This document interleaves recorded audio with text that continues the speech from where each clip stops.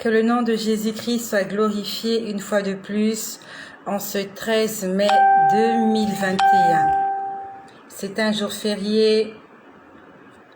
Les gens l'appellent l'Assomption, qui est monté au ciel et qui n'en montera pas. Tu es en train de faire la fête aujourd'hui. Tu le fais comment? Et tu le fais pourquoi? Est-ce que tu passes ta fête d'Assomption dans un hôtel avec un homme, avec une femme, dans un bar, dans un bistrot, avec des amis, avec des connaissances, peut-être en week-end, avec des proches, en famille, ou alors tu le passes dans la prière? Jésus est monté au ciel, oui. Est-ce que toi et moi nous monterons au ciel? Enoch est monté au ciel, oui. Est-ce que toi et moi nous monterons au ciel? Élie est monté au ciel sous le regard de Élisée. Est-ce que toi et moi nous monterons au ciel? C'est la question qu'il faut se poser. Pendant que tu es en train de fêter la montée au ciel de quelqu'un, est-ce que toi-même tu monteras au ciel? Je vous ai dit tout à l'heure que le Seigneur m'a parlé ce matin, alors que je m'étais réveillée. Merci mon frère Pépin. C'est ce que je disais. C'est une fête. Mais c'est la fête de qui? Qui va monter et qui va pas monter? C'est la question qu'il faut se poser. Moi, aujourd'hui, je parle de la Pentecôte. Je parle pas de l'Assomption. Et ce matin, pour ceux qui m'ont suivi, je vous ai dit que je vais vous dire pourquoi je parle de la Pentecôte. La Bible nous parle de la Pentecôte lorsque les disciples étaient dans la chambre haute au nombre de 120 et que l'Esprit du Seigneur est venu comme un vent impétueux et ils ont commencé à parler des langues différentes les unes des autres et qu'il y avait des langues de feu posées sur leur tête. Pourquoi je parle de la Pentecôte? Je te laisse m'écouter jusqu'à la fin afin que tu entendes pourquoi je parle de la Pentecôte. C'est parce que le Seigneur m'a parlé ce matin. Donc pour ceux qui m'ont suivi, je vous ai dit comment le Seigneur m'a dit que je suis bénie. Je suis bénie parce que je fais la volonté de Dieu, parce que je suis obéissante. Le fait de vous faire cette vidéo, je suis en train de faire mon travail et j'aurai une rémunération pour ça. Car la Bible dit, l'ouvrier mérite son salaire. Quel est ton rôle, quel est ton travail dans la maison de Dieu? Avant de commencer ce partage, je vais d'abord chanter pour la gloire du Seigneur Jésus. La Bible nous dit que notre Dieu siège au milieu de la louange. Dieu aime la louange. La louange, c'est la nourriture de Dieu. Dieu ne mange pas de la nourriture charnelle comme toi et moi. Dieu mange la louange et l'adoration de son peuple. Quand on le loue, quand on l'adore, c'est ça sa nourriture. Et il a besoin que cette nourriture vienne de toi et de moi. Nous allons encore chanter cette chanson. Holy, holy, you are holy. Notre Dieu est un Dieu saint. Il est un Dieu 3 fois saint. Only you are holy. Only you are worthy. Only you are wonderful. For the no one else like you.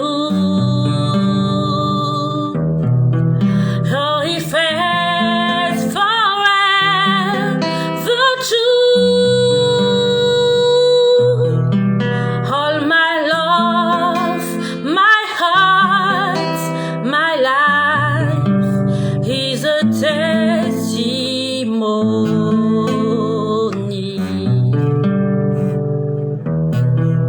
Only you are holy. Only you are worthy. Only you are wonderful. For there is not is like you. Who is faithful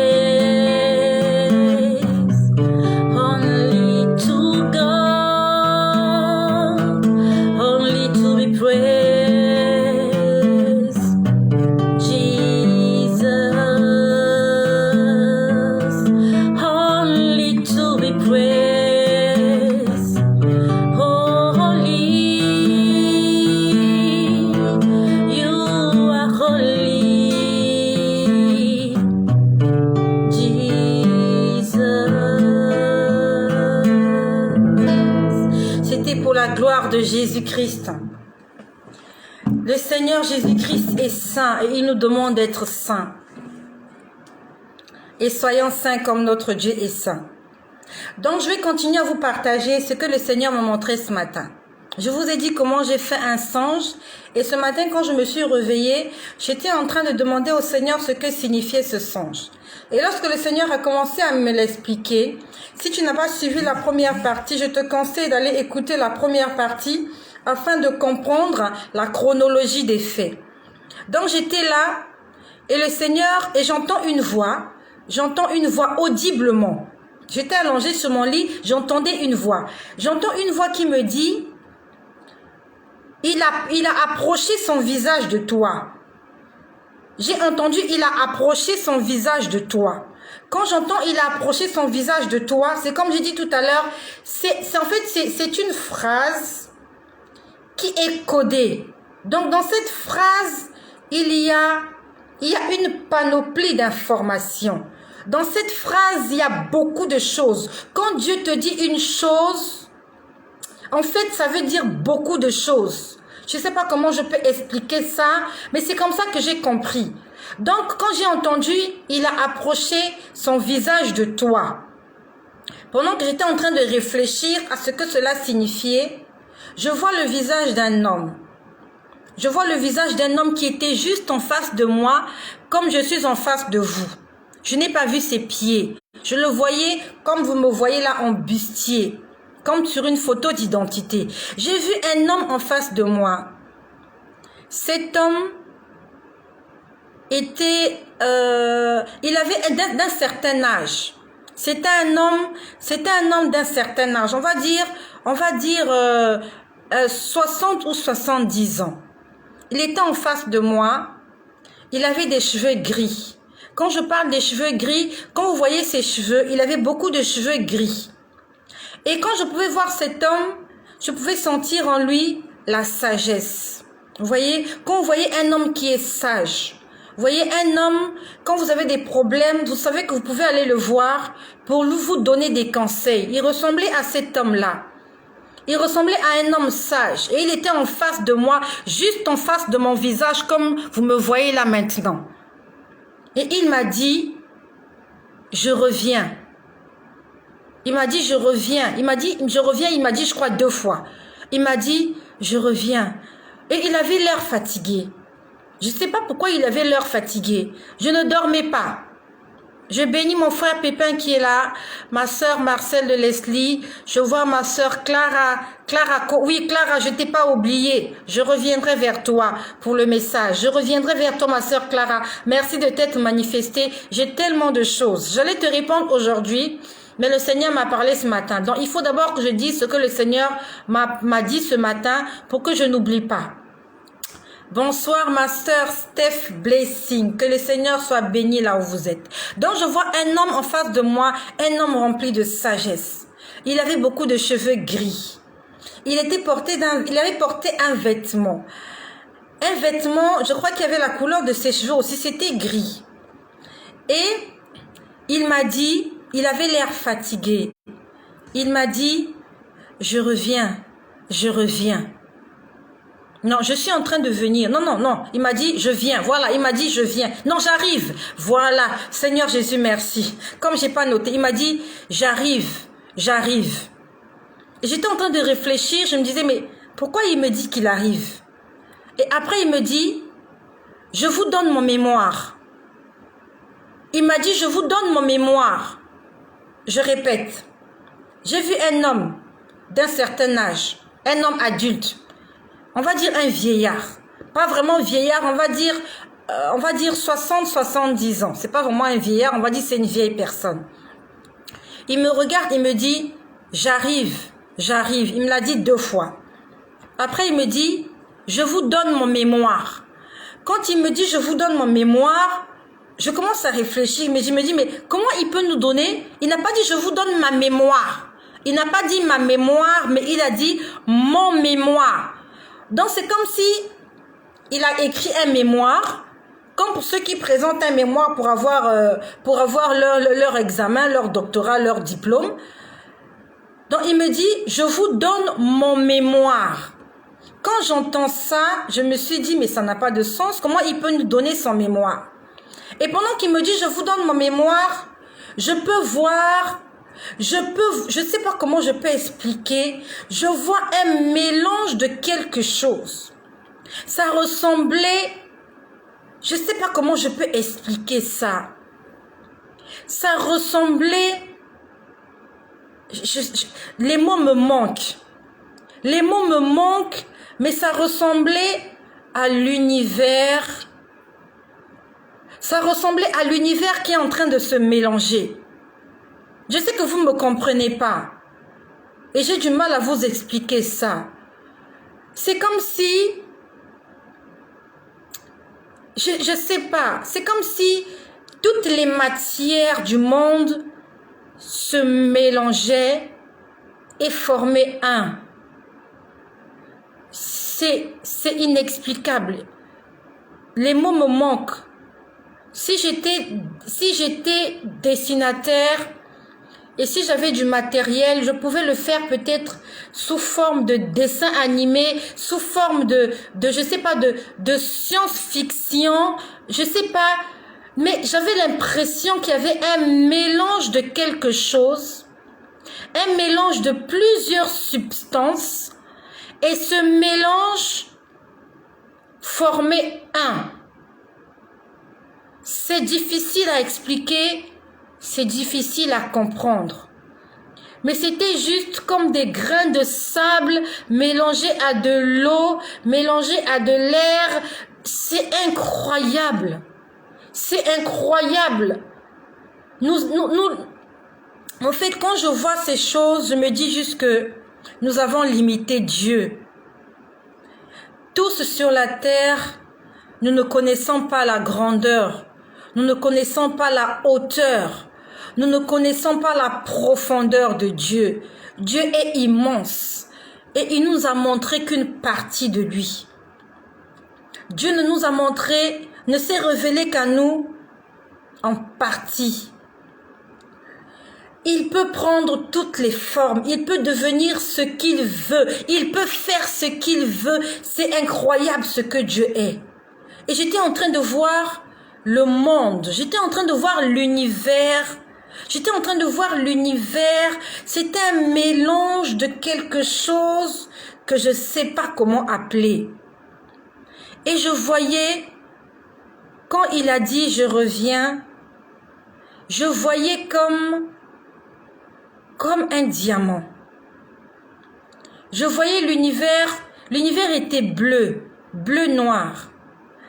Et je pouvais voir comme un diamant, une grosse pierre, un gros diamant, énorme diamant qui brillait et qui était en train de venir vers moi.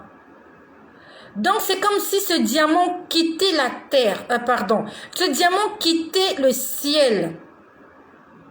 Il était énorme, c'était une grosse pierre de diamant. Elle était scintillante, cette pierre-là. Et cette grosse pierre scintillante, elle avait de l'éclat. Elle brillait dans les ténèbres. L'univers était comme lorsqu'on nous montre les photos des astronautes. Lorsqu'ils vont au ciel, au ciel, et qu'ils font des photos, vous voyez la couleur du bleu. C'était ce bleu-là. Et je voyais ce gros diamant en train de s'approcher petit à petit. Il était lumineux. Il était transparent. Il était éclatant. Et je le voyais s'approcher comme ça. Quand j'ai entendu, je reviens. Et après il a dit, je vous donne mon mémoire.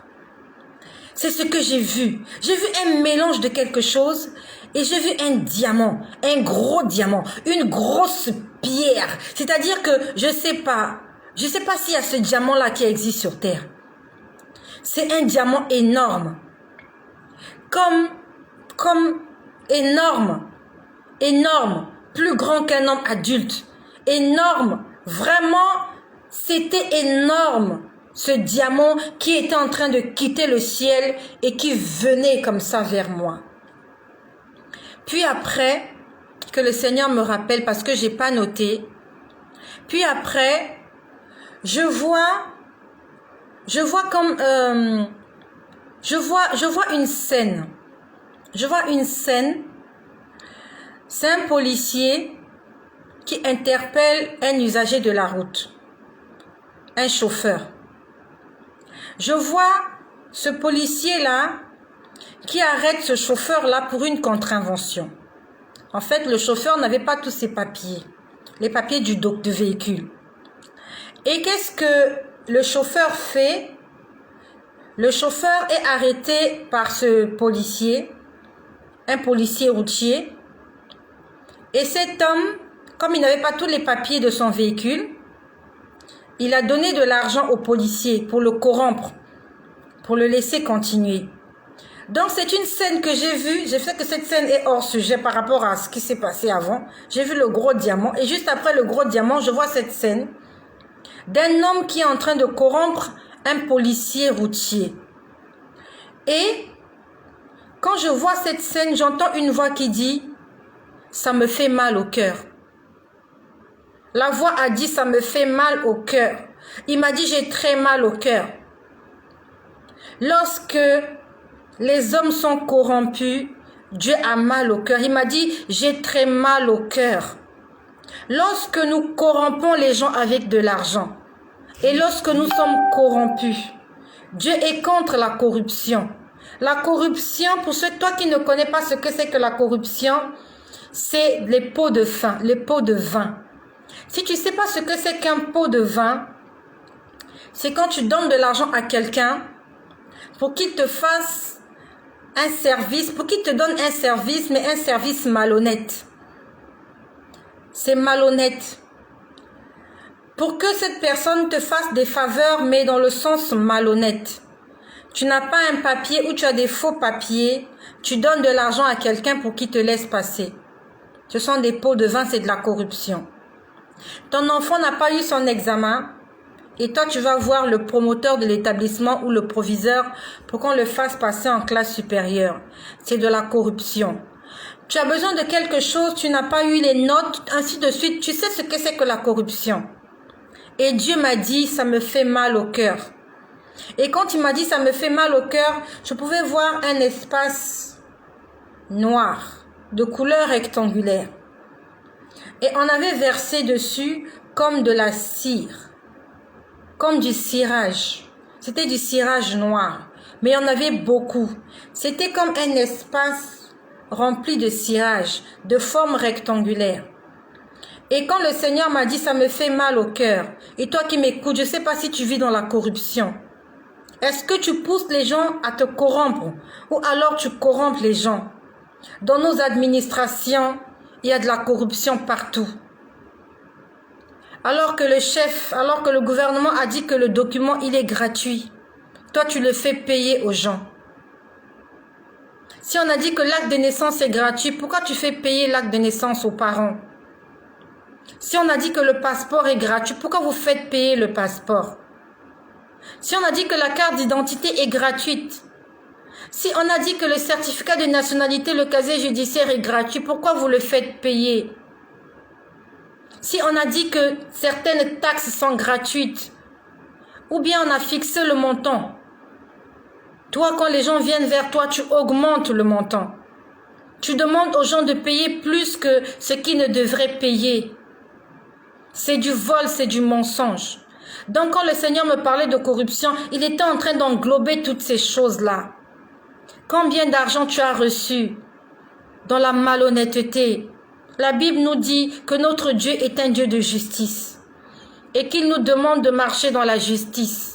Parce qu'aucun injuste n'héritera le royaume des cieux, conformément au livre de 1 Corinthiens au chapitre 6, au verset 10. Et le Seigneur me dit, j'ai mal au cœur.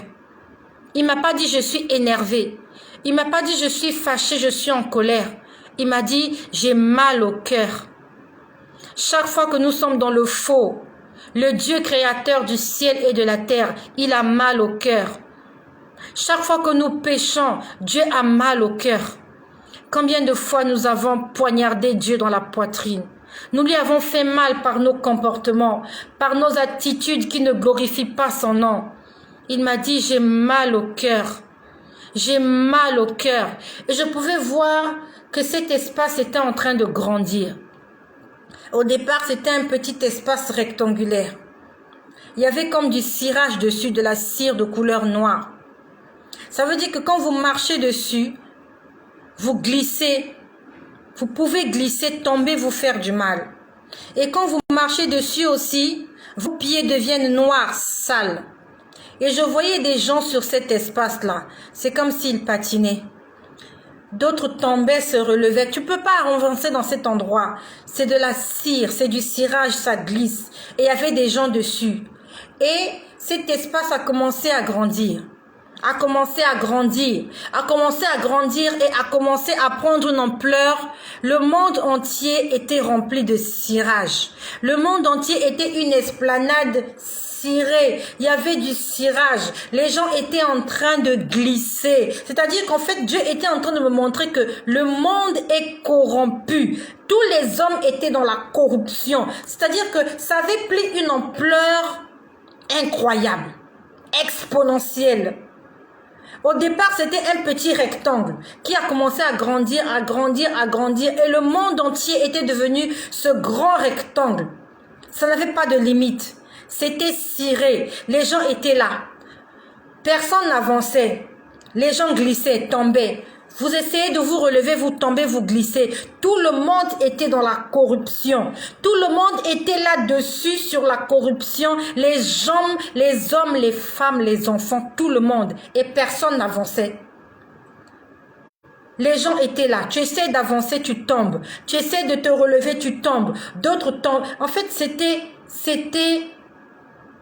Le Seigneur me disait, j'ai mal au cœur. J'ai mal au cœur. J'ai mal au cœur.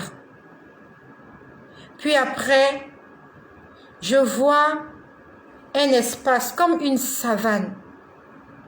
Je vois comme une savane. Une grande savane. Il y avait de l'herbe tout autour. Et l'arbre qui était tout autour, l'herbe était jaune. L'herbe avait jauni. Je rends grâce au Seigneur parce que pendant que je suis en train de parler, il est en train de me rappeler. J'avais des choses que j'avais oubliées. Le Seigneur est bon. Jésus-Christ est bon. Oh, laissez-moi louer ce Dieu-là. C'est incroyable. Je n'ai pas noté, mais pendant que je suis en train de vous parler, il est en train de me faire revoir des choses que j'ai oubliées. Merci, Saint-Esprit. L'Éternel est bon. L'Éternel est bon. L'Éternel est bon. Il est bon pour moi. Jésus-Christ est bon. Pendant que je vous parle, il est en train de me rappeler des choses que j'ai oubliées. La Bible nous dit, il est avantageux pour vous que je m'en aille. Car si je m'en vais pas, le consolateur, l'esprit de vérité que le monde ne peut recevoir ne viendra pas. La Bible nous dit, il vous enseignera toutes choses. Il vous rappellera les choses passées et il vous annoncera les choses à venir. Il s'appelle Saint-Esprit. Il te rappelle les choses que tu as même oubliées. Et pendant que je vous parlais, j'avais oublié certaines choses. Et là, maintenant, il est en train de me le rappeler. Donc, je vois une savane. Il y avait une grande savane. À perte de vue, c'était de la savane. Et il y avait de l'herbe. Il y avait beaucoup d'herbe. Et l'herbe était jaunie. Quand je dis l'herbe était jaunie, l'herbe était jaune, comme en été. L'herbe était jaune, comme lorsqu'il manque de l'eau. Vous voyez, quand il n'y a plus de pluie, l'herbe sèche. Et elle est facile à brûler. Et toute cette savane était remplie d'herbes séchées. L'herbe était encore plantée dans le sol. On n'avait pas arraché l'herbe. L'herbe était encore plantée dans le sol. Mais l'herbe avait jauni. Ça veut dire que l'herbe manquait d'eau. Et c'est comme s'il y avait trop de soleil, il faisait chaud. Merci Seigneur. Il est en train de continuer à me rappeler. Le Saint-Esprit est bon. Toi qui m'écoutes, je veux que tu aspires à la présence du Saint-Esprit. Que tu demandes au Saint-Esprit de venir prendre vie dans toi, de venir te posséder. Dans tes prières, demande au Saint-Esprit de te remplir. Tu vas voir que tu vas commencer à faire des choses extraordinaires. Ce que je vous dis, tout ce que je vous dis, je ne l'ai pas écrit, je ne l'ai pas noté. J'ai essayé de le retenir. Et pendant que je suis en train de parler, il est en train de me rappeler encore des choses qu'il m'a montré ce matin. Parce qu'il m'a parlé, je ne sais pas pendant combien d'heures. J'étais en train de voir et d'écouter des choses. Je ne pouvais pas noter. J'étais juste là allongée, j'étais en train de voir et d'entendre. Donc dans cette savane, toute l'herbe était jaunie. Et il y avait un arbre. Un seul arbre. Oui, demande au Saint-Esprit de te posséder. Sauf que le Saint-Esprit n'occupe un corps que lorsqu'il est saint. Tu ne peux pas aller en boîte de nuit, tu ne peux pas vivre dans le péché et demander au Saint-Esprit de te remplir. Il s'appelle saint. Ça veut dire qu'il vient dans un corps, il vient vers une personne qui aspire à la sainteté. Une personne qui fait des efforts pour obéir à Dieu. Tu ne peux pas insulter les gens toute la journée, te chamailler, murmurer, critiquer, insulter et demander au Saint-Esprit de te remplir, il ne te remplira pas. Mais quand tu vas essayer à ordonner ta vie, à mettre de l'ordre dans ta vie, tu vas commencer à faire des efforts, à être agréable au Seigneur. À ce moment-là, le Saint-Esprit vient habiter en toi. Parce que tu es en train de l'attirer, tu es en train de l'appeler. Et quand il vient, il sent en toi cet engouement, cette envie de lui ressembler et de lui obéir. Toi qui aspires au Saint-Esprit, il faut que tu saches que le Saint-Esprit ne viendra en toi que lorsque tu auras pris la décision d'être un homme saint, d'être une femme saine. Et un homme saint, une femme saine, c'est celui-là qui veut marcher dans l'obéissance avec le Christ.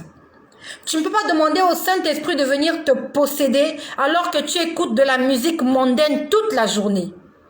Tu ne peux pas demander au Saint-Esprit de te posséder alors que tu regardes des films pornographiques toute la journée. Le Saint-Esprit ne peut pas venir dans un corps comme ça. Il viendra dans un corps obéissant. Tu veux qu'il vienne te posséder. Tu veux qu'il vienne te dire des choses, qu'il te parle, que tu puisses l'entendre audiblement comme moi je l'écoute. Moi, je ne suis pas parfaite. Je n'ai pas dit que je suis parfaite. Mais je fais des efforts pour ne pas attrister le Saint-Esprit. Là où je dois me mettre en colère, j'essaie de me maîtriser. Quand j'ai envie d'insulter, je fais des efforts, je dis je ne vais pas insulter. Quand j'ai envie de mentir, je me dis au fond de moi, je dis je ne vais pas mentir, je vais dire la vérité. Je fais des efforts pour ne pas attrister le Saint-Esprit. Il est vrai qu'il y a des moments où je commets des erreurs. Je ne suis pas une personne parfaite. Mais la différence qu'il y a, c'est que je fais des efforts pour ne pas pécher. Ça peut arriver que je pêche, mais par inadvertance. Vraiment.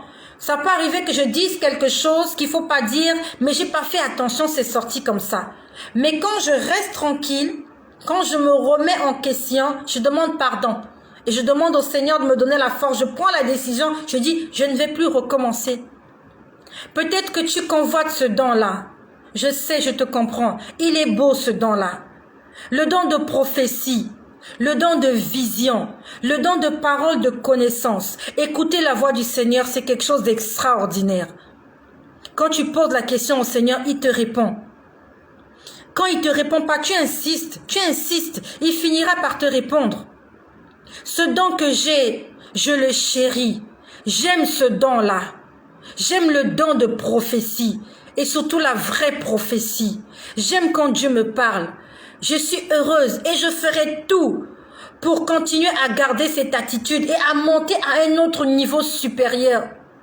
Je n'ai pas envie de perdre ce don-là qu'il m'a donné. C'est quelque chose d'extraordinaire. Dans le temps, je mettais des jours, des semaines pour avoir des réponses à mes prières. Aujourd'hui, je prie, il me répond. Et même quand il ne me répond pas, je dis, il va me répondre peut-être demain. Il va me répondre la semaine prochaine. Il va me répondre au moment opportun. Il faut aspirer au Saint-Esprit. Il y a des choses qui me manquent, c'est vrai. Mais Les plus beaux moments que je passe, c'est quand je me mets à prier. Il y a encore 4 ans de cela, tu me demandais de prier, je trouvais que c'était trop me demander. J'aimais pas prier. Quand je priais 5 minutes. Mais aujourd'hui, j'arrive à prier des heures. Aujourd'hui, j'arrive à prier toute une nuit. Parce que je sais pas, il y a en moi cette envie. En fait, je me sens bien quand je prie. Parce que je sais que Dieu va me parler. Il va me révéler des choses. Il va me montrer le plan de mes ennemis. Il va me dire des choses. C'est incroyable. C'est comme lorsqu'on vous dit que le chef de l'État va vous recevoir, la façon dont vous êtes excité. C'est comme si quand on vous a dit que vous avez gagné à la loterie, vous êtes tellement excité à recevoir votre argent, vous commencez à faire des programmes. Je vais m'acheter ceci, ceci et ceci. Et c'est ce qui se passe quand je suis en prière. Je me dis, je sais que je vais voir des choses. Je sais que je vais entendre des choses. Je sais qu'il va me dire des choses. Et ça me donne une joie incroyable. Ça me donne une joie incroyable. C'est pour ça que Paul et Silas, lorsqu'ils avaient été arrêtés, ils étaient en prison, ils avaient prêché l'évangile. On était venus les arrêter, on les avait fouettés, on les avait chicotés et on les avait jetés en prison. Et en prison, ils n'ont pas pu se gêner, ils n'ont pas pu s'empêcher de chanter. Et ils ont commencé à chanter des louanges à l'Éternel. L'Éternel est bon. Et pendant qu'ils chantaient, on nous dit qu'au milieu de la nuit, il y a eu un tremblement de terre. La prison a été ébranlée depuis ses fondements. La Bible nous dit que toutes les portes se sont brisées, que toutes les chaînes, que tous les liens des prisonniers ont été brisés et sont tombés parce qu'ils étaient en train de louer Dieu même dans la souffrance. Si tu veux apprendre, si tu veux aimer à louer Dieu même quand tu as faim, il faut que tu sois possédé du Saint-Esprit. Si tu n'as pas le Saint-Esprit en toi, quand tu as faim, tu vas te mettre à pleurer, à te lamenter. Si tu n'as pas le Saint-Esprit en toi, quand il te manque quelque chose, tu vas te mettre à bouder. Tu vas te mettre à aller te prostituer. Mais quand tu as le Saint-Esprit en toi, même si tu es nu, tu te mets à chanter. Tu te mets à chanter. Quand je ne sais comment dire, je me mets à chanter. Quand je ne sais comment faire, je me mets à chanter. Que l'Éternel est bon. L'Éternel est bon. Oh, l'Éternel est bon. Quelles que soient les difficultés, quelle que soit la honte, quelles que soient les souffrances, quel que soit le manque, Dieu est bon. Nous sommes toujours en vie. Il y a des gens qui ont de la nourriture dans leur congélateur, mais qui ne sont pas en bonne santé. Sa nourriture est pleine là dans le congélateur, mais il est malade. Elle est paralysée. Elle est muette, elle est sourde, elle est aveugle, elle est infirme. Toi, peut-être que ton congélateur est vide, mais tu es en vie, tu es en bonne santé. Tu peux me voir sur les réseaux sociaux, tu peux me parler et tu peux m'écouter. C'est la meilleure des choses que le Seigneur puisse nous donner, la bonne santé. La bonne santé. Jésus-Christ est bon. C'est pas la nourriture qui va faire en sorte qu'on ne prie plus. Quand il va manquer la nourriture, on va encore prier 2 fois plus. Quand il va nous manquer quelque chose, on va encore prier encore et encore. Donc, je reviens sur ce que le Seigneur m'a montré ce matin. Je vous disais que j'ai vu une vallée, une savane, pardon. J'ai vu une savane ou vallée, bref. Voilà, j'ai vu un espace avec des herbes sèches. Toute l'herbe était séchée.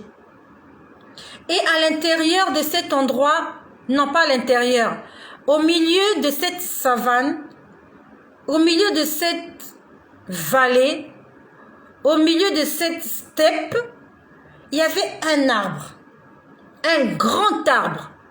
Il était gigantesque, il était énorme et il était là dans cette savane-là. C'était le seul arbre que j'ai vu à cet endroit. Il était bien enraciné. Et ses racines, vous pouviez les voir, ses racines s'étendaient, ses racines étaient gigantesques. Et quand j'ai vu cet arbre, j'ai entendu une voix. La voix m'a dit, je suis l'ancien des âges. Il a dit, je suis l'ancien des âges. Et il était là, il était un arbre imposant. Dans cette vallée, sur cette savane, c'était comme la steppe. Et il était là tout seul.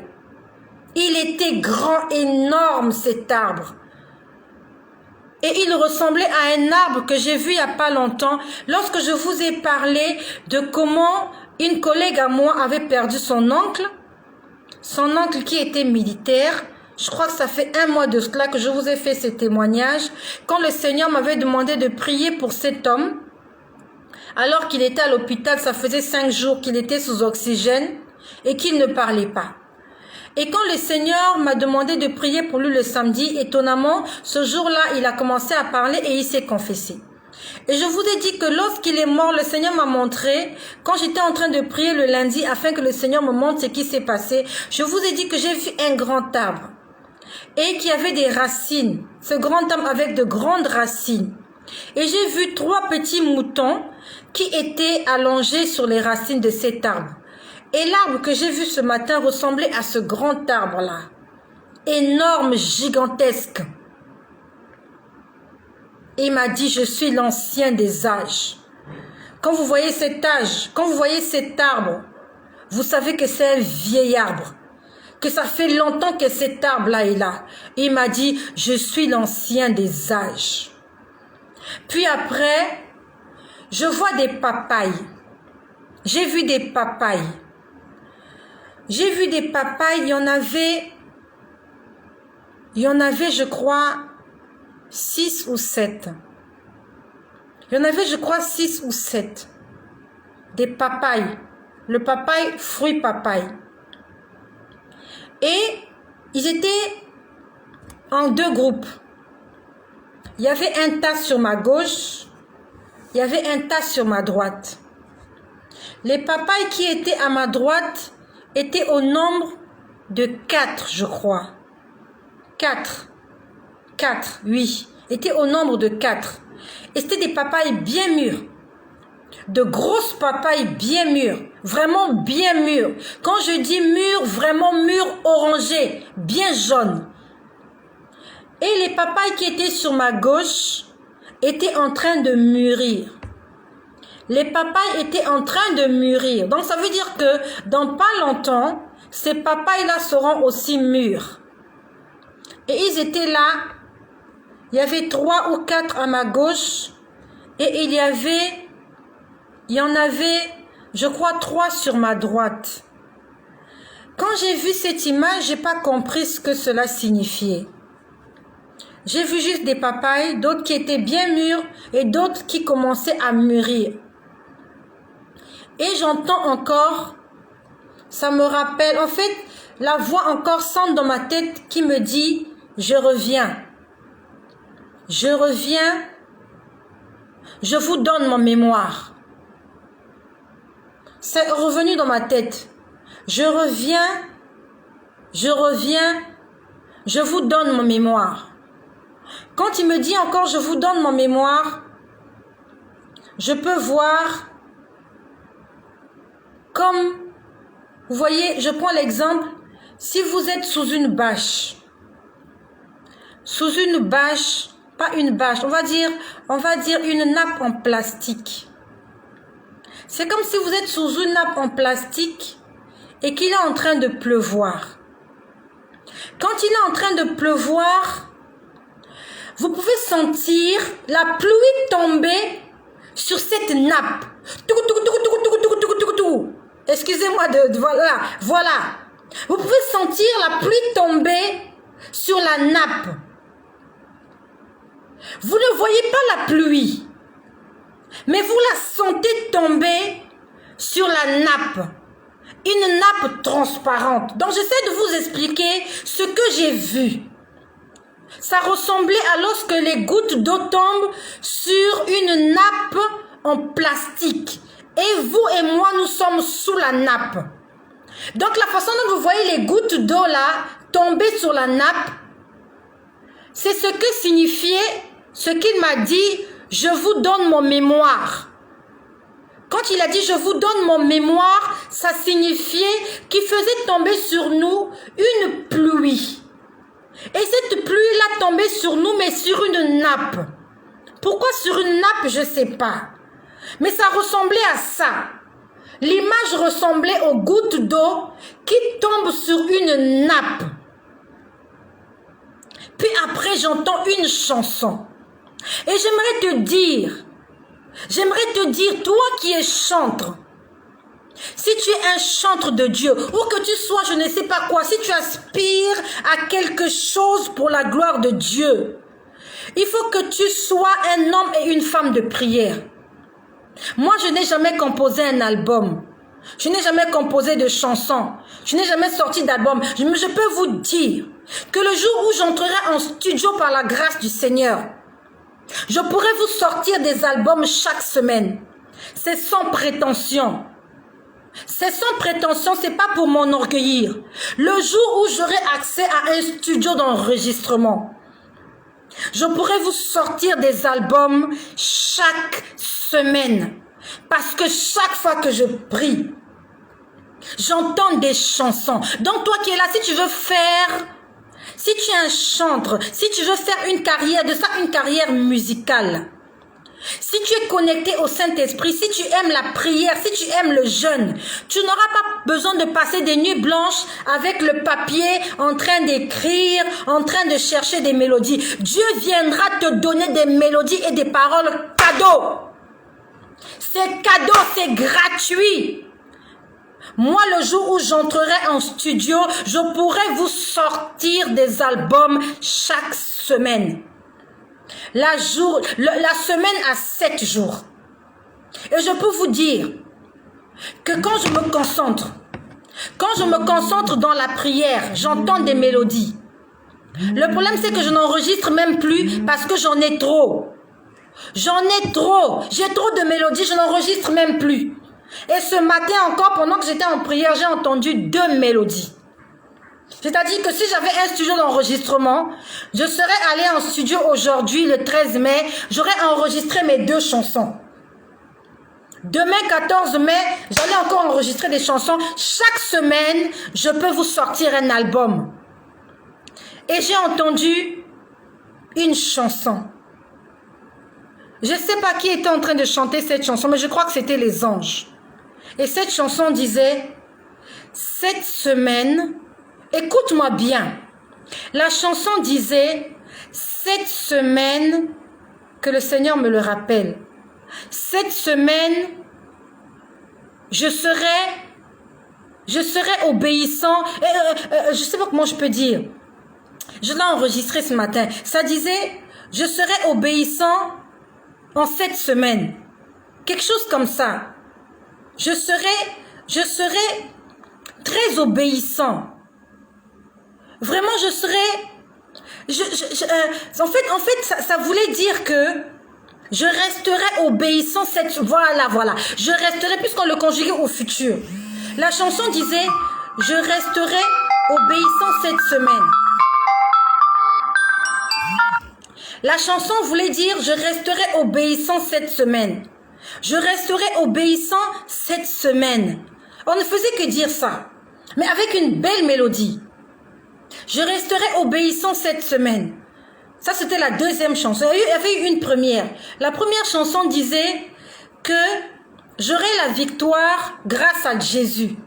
J'aurai la victoire grâce à Dieu. Et la 2e chanson disait, je resterai obéissant cette semaine. C'est ce que disait la chanson. Je resterai obéissant cette semaine. Je resterai obéissant cette semaine. Quand j'ai entendu la chanson, en fait, je me suis posé la question, je resterai obéissant cette semaine, ça signifie quoi? Cette semaine. On parlait de 7 semaines. Et c'est la dernière chose que j'ai entendue. Je resterai obéissant cette semaine. J'ai posé la question au Seigneur. de quelle semaine il s'agit?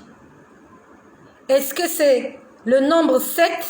1, 2, 3, 4, 5, 6, 7? Est-ce qu'il nous reste 7 semaines sur la terre? Parce qu'au départ, pour ceux qui m'ont suivi, il m'a dit, je reviens, je reviens. Après, il m'a dit, je vous donne mon mémoire. Et à la fin, j'entends, je resterai obéissant 7 semaines. J'ai posé la question au Seigneur. Est-ce qu'il nous reste 7 semaines avant que tu ne reviennes? Le Seigneur m'a dit non. C'est pas le chiffre 7. C'est l'adjectif démonstratif. 7. C-E-2-T-E. Il m'a dit, c'est en 7 semaines que je reviens. Et la Bible nous dit que Dieu ne compte pas les jours et les saisons comme toi et moi. Il m'a dit, nous sommes dans la semaine. Dieu va revenir 7 semaines. Et je suis en train de parler à des gens spirituels. Il ne s'agit pas d'une semaine humaine. Pas une semaine de 7 jours. Pas du lundi au vendredi. Il s'agit d'un temps prophétique. Ça veut dire que Dieu, que Jésus-Christ revient en cette dernière génération. Et pendant que je suis en train de parler, le Seigneur vient de me rappeler quelque chose que j'avais oublié. Seigneur, merci. Merci d'un cœur reconnaissant. Merci, ô Seigneur, 3 fois saint. Merci, car il m'a donné Jésus-Christ, son Fils. Merci d'un cœur reconnaissant. Merci, ô Seigneur, 3 fois saint. Merci, car il m'a donné le Saint-Esprit en moi. Maintenant, le pauvre dit, je suis riche. Le faible dit, je suis fort. Dieu a fait de grandes choses pour nous. Oh, merci Jésus, merci. Il vient de me rappeler quelque chose. Donc j'étais en train de dire, il me dit, je reviens 7 semaines. Nous sommes dans la dernière semaine de l'humanité. Une semaine à 7 jours. Une semaine à 7 jours. Et la Bible nous dit que un jour devant le Seigneur, c'est comme 1000 ans. Et 1000 ans, c'est comme un jour. Est-ce qu'il revient dans 7000 ans? Non. Nous sommes dans la dernière semaine. Je ne sais pas exactement quel jour nous sommes en cette semaine. Est-ce que nous sommes au lundi? Est-ce que nous sommes mardi, vendredi? Est-ce que nous sommes samedi? Mais il m'a dit, vous êtes dans la semaine. Et vous devez rester obéissant. La Bible nous dit que celui qui persévérera jusqu'à la fin, c'est celui qui sera sauvé. Si aujourd'hui tu marches dans l'obéissance, Dieu te demande de marcher dans l'obéissance jusqu'à ton dernier jour. Jusqu'à ton dernier souffle. Parce que la chanson disait, je resterai obéissant 7 semaines. Je resterai, c'est le futur. Ça veut dire que tu dois garder ta position d'obéissance. Et si tu peux aller plus loin, si tu peux aller à un autre niveau, à un autre level, alors tu le fais. Mais n'abandonne pas la foi. Peut-être qu'il te manque des choses. Il te manque du travail, de l'argent, tu n'as pas d'enfant, c'est difficile, mais garde la foi. La chanson disait, je resterai. Nous devons rester fermes en Jésus-Christ. N'abandonnons pas la foi.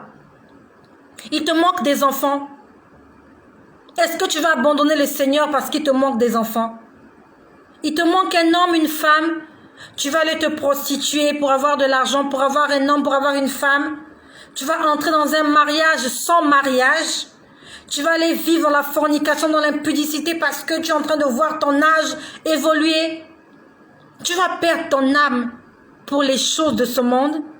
Tu vas perdre ton âme pour le mariage parce qu'il faut que les gens te regardent, parce que les gens te voient et murmurent et critiquent. Gardons la foi.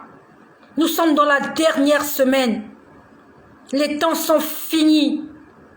Il m'a dit c'est cette semaine. C-E-2-T-E. C'est pas 7 S-E-P-T. C'est pas le nombre 7, c'est pas le chiffre 7. C'est l'adjectif démonstratif. Et nous sommes dans cette semaine. Et il m'a dit, je reviens. Je vous envoie mon mémoire. Et le mémoire qu'il nous envoie, c'est son esprit. C'est son esprit qui nous envoie maintenant. Parce que la Bible nous dit, celui qui n'a pas l'esprit de Dieu ne lui appartient pas. Si tu n'as pas le Saint-Esprit en toi, tu n'appartiens pas à Dieu. Et le Saint-Esprit vit dans un cœur et dans une âme et dans un corps obéissant. Et quand Jésus-Christ reviendra, si le Saint-Esprit n'est pas en toi, tu ne seras pas enlevé. Si Jésus vient et que tu n'es pas un homme, que tu n'es pas une femme obéissante, tu vas rester avec ton mari, avec tes enfants, avec tes voitures, avec tes vêtements, avec ton téléphone portable, avec ton compte en banque garni, avec ta beauté, avec ton make-up, ton rouge à lèvres, tes faux cils, tes faux ongles, tes faux cheveux, tes faux yeux. Si Jésus revient, si tu as emmagasiné toutes les richesses du monde, et que tu ne t'es pas concentré sur l'essentiel. L'essentiel, c'est le salut de ton âme. Tu vas rester, mon ami. Il m'a dit, je reviens cette semaine. Il m'a dit, je reviens cette semaine. Et avant cela, le Seigneur me l'a rappelé tout à l'heure, avant que je ne chante. Il m'a rappelé une chose. Pendant que j'étais en train, avant que j'entende la dernière chanson, j'ai vu des âmes être tourmentées. Je voyais des âmes être tourmentées dans le feu. Je voyais le feu. Il y avait des âmes à l'intérieur. J'avais l'impression qu'ils étaient comme... C'est comme s'ils étaient plongés dans le feu et ils essayaient de sortir, ils ne sortaient pas. Je pouvais voir leur silhouette. La silhouette des gens dans le feu. C'est ce que le Seigneur vient de me rappeler tout à l'heure avant que je ne chante « Merci d'un cœur reconnaissant ». J'avais complètement oublié. Donc je voyais des gens dans le feu. Les gens étaient en train de hurler.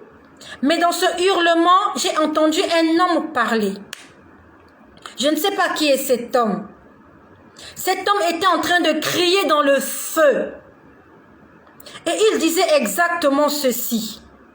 Et ce feu-là, c'est le feu de l'enfer. Et ce feu de l'enfer, c'est un feu qui détruit les rebelles. C'est un feu qui détruit les rebelles. Ce n'est pas un feu qui purifie les gens.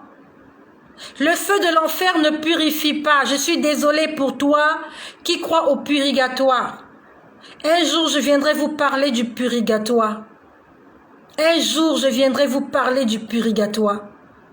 Quand tu tombes dans ces flammes, c'est pas pour être purifié de tes péchés, mais c'est pour que tu puisses payer. La Bible nous dit que le salaire du péché, c'est la mort. Quand tu as péché, tu vas mourir, mais spirituellement. Tu n'auras pas la vie éternelle à côté de Jésus-Christ et en Jésus-Christ. Quand tu as péché, n'attends pas d'aller dans le purgatoire pour te faire purifier. Ce feu-là, c'est un feu qui détruit les rebelles. La Bible n'a pas menti. Quand la Bible parle de détruire, c'est détruire. Je ne sais pas comment je peux te dire ça en termes plus faciles. Destruction. Pouf! Destruction. On a détruit. Ça veut dire qu'il n'y a plus rien à récupérer. Et je voyais les gens dans les flammes, en train de hurler. Et dans ce hurlement-là, j'ai entendu une prière. Il y a quelqu'un, c'était un homme qui était en train de parler. Et cet homme disait exactement ceci. Va le dire aux générations futures. Dis-le aux générations futures. J'ai entendu un cri de l'enfer. Il y a une âme en enfer qui est en train de crier ce matin. Et qui était en train de demander à Dieu d'envoyer des envoyés. Excusez-moi la répétition. d'envoyer des hommes et des femmes prophétiser, afin que les générations futures soient sauvées et ne se retrouvent pas dans cet endroit. Beaucoup de gens me disent, comment elle entend la voix des morts? Je n'entends pas la voix des morts.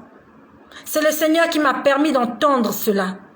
La Bible nous dit, quand on nous parle de l'histoire de l'homme riche et de Lazare, on nous dit que Lazare était là dans un lieu de tourment. Et il disait qu'il était dans les flammes. Et qu'il a levé la tête, il a vu le pauvre Lazare. Non, on parle de l'homme riche. L'homme riche, pardon. L'homme riche était dans les flammes. Il était dans les tourments. Et il a levé les yeux, il a vu Lazare dans le sein d'Abraham. Il a dit, Père Abraham, on voit Lazare, afin qu'il trempe son doigt dans le lot et qu'il me rafraîchisse la gorge, car dans cet endroit, il fait chaud, je souffre et j'ai soif. Abraham lui a dit, il n'y a aucun rapport entre vous et nous. Vous ne pouvez pas venir chez nous et nous ne pouvons pas venir vers vous. Et cet homme riche a dit, Père Lazare, envoie des gens dans ma famille, car dans ma famille j'ai encore 5 frères. Allez leur prêcher l'évangile, afin qu'ils ne se retrouvent pas dans cet endroit. Abraham leur a dit, ils ont la loi et les prophètes. La loi, c'est la Bible, la parole de Dieu. Les prophètes, c'est toi et moi qui prophétisons les derniers jours, qui prophétisons le salut en Jésus-Christ. Et j'ai entendu cette voix de l'enfer. Cet homme était dans l'enfer. Comment je sais que c'est un homme? Parce que j'ai entendu sa voix.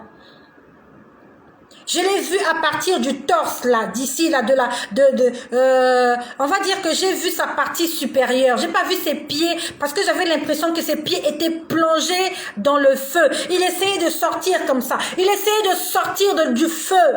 Et il y avait beaucoup d'autres âmes autour de lui. Il était en train de dire, va leur dire aux générations futures, dis-le pour les générations futures. J'avais complètement oublié. Le Seigneur me l'a rappelé là tout à l'heure. Il y a une âme en enfer. Peut-être que c'est ton père. Peut-être que c'est un parent à toi. Qui est en train de prier pour que tu ne te retrouves pas dans cet endroit. Parce qu'on n'en sort jamais. Quand tu te retrouves en enfer, tu ne sortiras pas. S'il était question qu'il sorte un jour, il n'allait pas faire une prière pour que toi et moi, qu'on puisse écouter l'évangile. C'est parce qu'ils savent que leur condamnation est éternelle et qu'ils n'en sortiront jamais. Il n'y a pas de salut après la mort. Il n'y a pas de salut en passant par le purgatoire. Il n'y a pas de salut en enfer. C'est un lieu de tourment éternel. La Bible nous dit éternel. Comment tu veux que je t'explique ce que signifie le mot éternel? Éternel signifie sans fin. Éternité. Et si quelqu'un t'a dit que tu vas entrer dans le feu juste pour un petit moment, ça veut dire que la Bible nous a menti. Ça veut dire que la Bible ment. Si quelqu'un t'a dit que tu vas aller au purgatoire un moment seulement, que tu vas aller dans le feu pendant 30 ans, 40 ans, 50 ans pour te nettoyer, ça veut dire que la Bible a menti. Parce que la Bible parle de l'éternité. La Bible parle d'un feu éternel qui dévorera les rebelles. Voilà ce que le Seigneur m'a dit ce matin. En ce 13 mai 2021, alors que j'étais en train de prier pour une bien-aimée, qui m'a donné le nom d'un prétendant à elle, afin que je puisse prier. Je viendrai vers toi, ma bien-aimée, afin de te donner la réponse de ce que le Seigneur m'a dit. Le Seigneur m'a répondu cet après-midi pour toi. Toi qui m'as donné le nom d'un prétendant. Et tu m'as demandé de prier pour que le Seigneur me dise si c'est lui. Je priais. J'étais en train d'abord de demander au Seigneur de m'expliquer ce que j'avais rêvé comme songe. Ce que j'avais, voilà, m'expliquer le songe. Et quand il a commencé à m'expliquer le songe, il a étalé ça comme je vous l'ai dit. Nous sommes au temps de la Pentecôte. L'Esprit du Seigneur est déversé sur les hommes et les femmes. Est-ce qu'il va trouver des gens, des femmes disponibles? Il va trouver des cœurs bien disposés. Est-ce que ton cœur est bien disposé afin que le Seigneur te baptise de son Esprit Saint? Et non seulement qu'il te baptise aujourd'hui, mais que cet Esprit Saint-là demeure en toi, afin que tu portes du fruit, afin que tout ce que tu demanderas au nom de Jésus-Christ au Père, qu'il te le donne.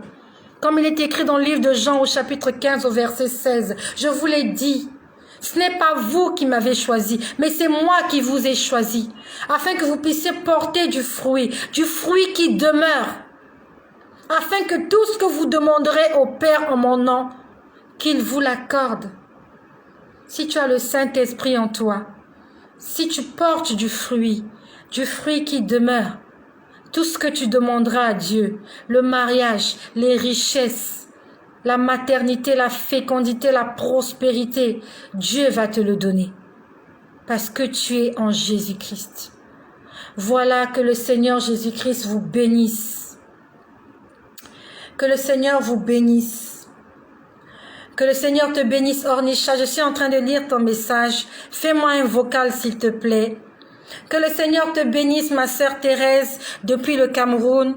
Que le Seigneur te bénisse, ma petite sœur Sarah Pangou. Vous êtes nombreuses. Que le Seigneur te bénisse, Reine Ennis. Que le Seigneur te bénisse, Marcel de Leslie. Que le Seigneur te bénisse, mon frère Pépin. Il y a la sœur Clara qui est là. Vous êtes nombreuses. Je vous vois là. Il y a Steph qui est là. Que le Seigneur vous fasse du bien. Vous êtes nombreuses. Je suis en train de lire vos commentaires. Que le Seigneur vous fasse du bien. Et surtout, ne gardez pas ce message pour vous-même. Il y a un bouton juste là sur ta gauche. Clique-le. Nous sommes une famille. Et nous avons besoin aussi de bénir les autres. Il y a des gens qui ne sont pas abonnés à cette chaîne comme toi.